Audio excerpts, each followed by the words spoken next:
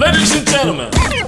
Hello everyone, welcome back to my YouTube channel. आज की video में हम बात करेंगे कि कैसे आप डेटा साइंटिस्ट बन सकते हो, कैसे आप डेटा साइंस के लिए जो स्किल्स रिक्वायर्ड है उन सबको सीख सकते हो, किस पैटर्न में आपको वर्क करना चाहिए। कंप्लीट रोड मैप मैंने बनाया है जिसके थ्रू मैं आपको समझाने वाली हूँ स्किल्स कौन कौन सी चाहिए अगर आप डेटा साइंटिस्ट बनना चाहते हो। तो स्क्रीन पे देखते हैं कि कौन कौन सी वो स्किल्स हैं जो रिक्वायर्ड है। तो सबसे पहली चीज आपको मैथ सीखनी पड़ेगी, उसके बाद आपको स्टार्ट करना है स्टैटिस्टिक्स से, फिर आपको कोडिंग की कुछ चीजें पढ़नी है, फिर ईडीए, फिर मशीन लर्निंग, उसके बाद आपको डीप लर्निंग सीखना है, ML loops, case studies, DS tools, और उसके बाद एंड में आपको बनाना है अपने प्रोजेक्ट्स के साथ एक पोर्टफोलियो। तो ये है कंप्लीट रोड मैप।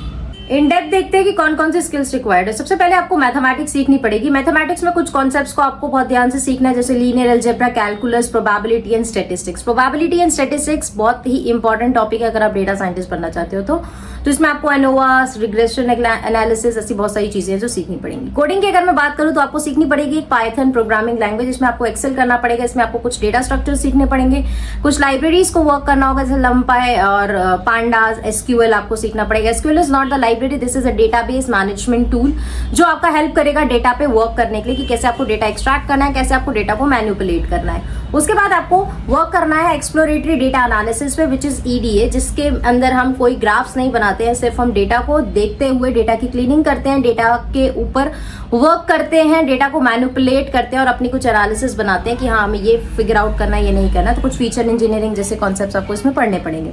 उसके बाद आपको पढ़ना है machine learning. As a data scientist आपको मशीन लर्निंग मॉडल्स भी बनाने पड़ सकते हैं, तो आपको मशीन लर्निंग के कुछ कॉन्सेप्ट्स पढ़ना है कि सुपरवाइज लर्निंग मशीन मॉडल कैसे बनते हैं, कैसे अनसुपरवाइज मशीन लर्निंग मॉडल्स बनते हैं, उसमें क्या क्या चीजें होती हैं, कौन कौन से डिफरेंट ऑप्शंस अवेलेबल है हमारे पास।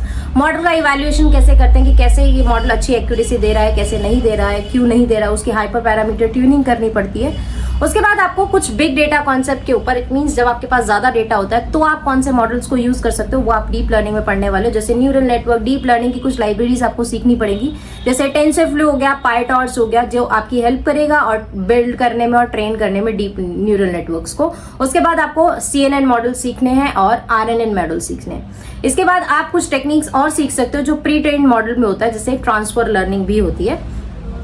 इन सबको पढ़ने के बाद आपको कुछ ML oops के कॉन्सेप्ट पढ़ने हैं। ML oops का कॉन्सेप्ट आपको सिखाता है कि कैसे आप मॉडल को डिप्लॉय कर सकते हो, आपको मॉडल को मॉनिटर भी करना पड़ता है, कौन कौन सी टेक्निक्स होती हैं जो आप यूज कर सकते हो मॉडल को मॉनिटर करने में। उसके बाद कॉन्टिन्यूअस डेवलपमेंट भी होता है, CI/CD की कॉन्सेप्ट्स होते हैं जो एक पाइपलाइन की तरह वर्क करते हैं for automatically model deployment. So another is the scalability. इन सबको करने के बाद आपको सबसे इंपॉर्टेंट जो चीज है वो है case study. As a data scientist आपको मल्टीपल केस स्टडीज पढ़नी पड़ेंगी, जिसके थ्रू आपको नॉलेज हो जाएगी कि क्या मार्केट में डिमांड है और किस तरीके से मार्केट में जो कंपनीज हैं वो वर्क कर रही हैं, उनको क्यों जरूरत है डेटा साइंटिस्ट को, क्यों वो आपको हायर करेंगी, कौन से रोल पे आप वर्क करने वाले हो।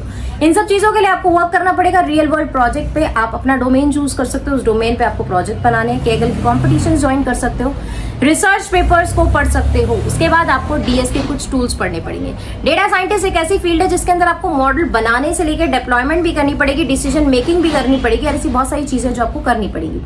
तो उसके लिए आपको कुछ क्लाउड प्लेटफॉर्म्स को सीखना पड़ेगा, या तो आप AWS सीख सकते हो या तो Azure सीख सकते हो। आई वुड रिकमेंड कि आप Azure सीखो, which is best for data storage and processing, और ये मार्केट में काफी ज्यादा यूज भी होता है।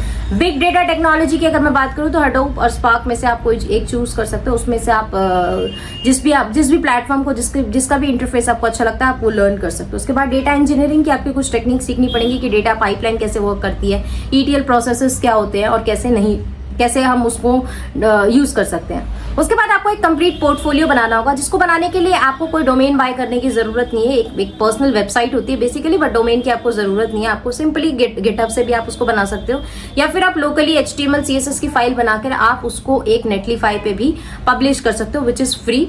तो आप वहां पे पब्लिश करके भी आप अपने रिक्रूटर्स को शेयर कर सकते हो टू शोकेस योर प्रोजेक्ट कि आपने ये सारे प्रोजेक्ट्स बनाए हैं। अगर आपको इन सब की PDF चाहिए तो आपको मेरा WhatsApp चैनल ज्वाइन करना पड़ेगा, जिसका लिंक मैंने ऑलरेडी डिस्क्रिप्शन में डाल दिया है। So go join that WhatsApp channel, जिसके अंदर आपको n नंबर ऑफ रिसोर्सेज मिलने वाले which are free of cost. So I hope you like this video. Will meet in the next video. Bye bye.